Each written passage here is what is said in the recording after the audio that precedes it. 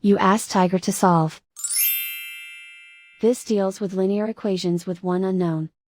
The final result is d equals -2/3. Let's solve it step by step. Group all constants on the right side of the equation. Subtract 12 from both sides. Simplify the arithmetic.